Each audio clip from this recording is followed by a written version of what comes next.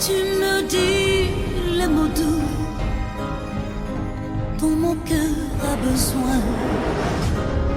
Je veux faire de ma vie toute magnifique.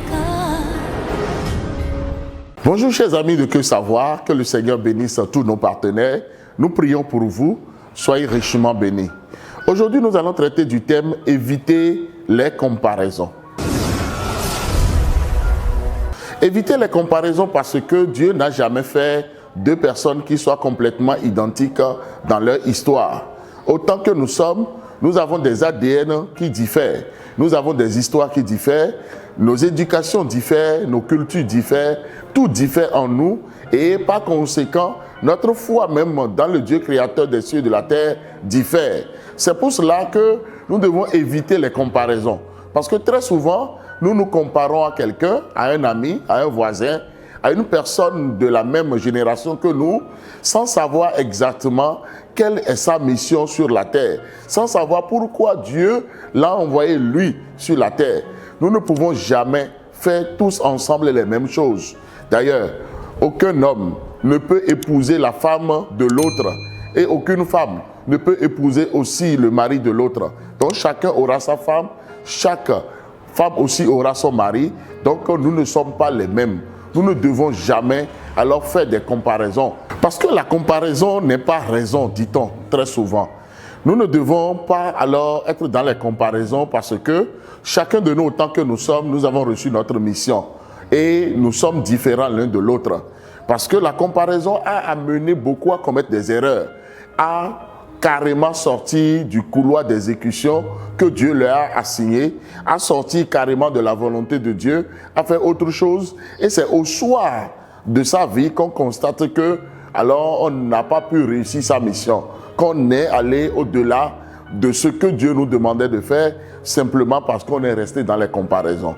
Les comparaisons ont volé la joie de beaucoup de personnes, ont volé le bien-être et l'épanouissement de plus d'un.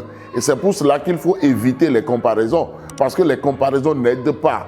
Nous devons nous poser la question de savoir qu'est-ce que nous sommes appelés à faire, comment nous sommes appelés à vivre et travailler à notre paix, travailler à notre joie et accomplir la mission pour laquelle nous sommes là, avoir l'influence que Dieu nous appelle à avoir l'impact que nous devons avoir. Nous devons savoir qu'avec Dieu, nous constituons la majorité absolue et cesser maintenant de croire que l'herbe est plus verte ailleurs et que l'autre est mieux loti que nous. Nous devons faire très attention à cela parce que comparaison n'est vraiment pas raison. Évitons les comparaisons pour ne pas nous bloquer, pour ne pas alors être tout le temps en train de nous faire du mal, de nous lapider, de nous accuser, de nous auto-flageller alors que notre histoire n'est pas l'histoire de l'autre. Lorsque nous repartons dans la parole de Dieu, deux personnes n'ont jamais eu la même histoire. L'histoire de deux personnes n'a jamais été identique. Donc, Dieu nous a déjà montré que chacun de nous, autant que nous sommes, nous avons des histoires différentes.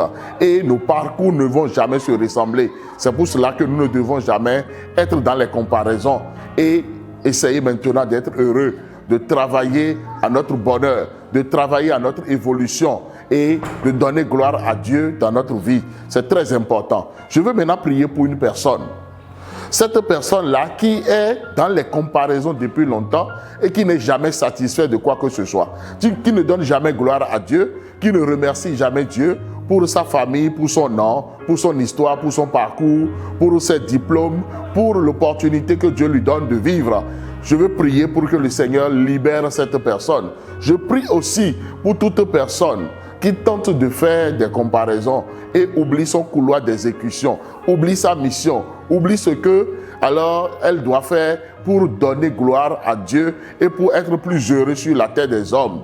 Oui, nous sommes de passage et chacun de nous, nous avons notre chemin, nous avons notre temps à faire. Je prie pour que le temps de nous tous, autant que nous sommes, soit des temps bénis.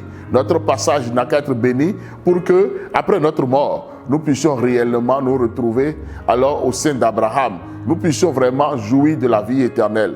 Soyez richement bénis. Si vous n'êtes pas encore abonné à cette chaîne, abonnez-vous, partagez cette vidéo, likez-la et que le Seigneur vous bénisse. C'était le pasteur Jido Prudence Aimé.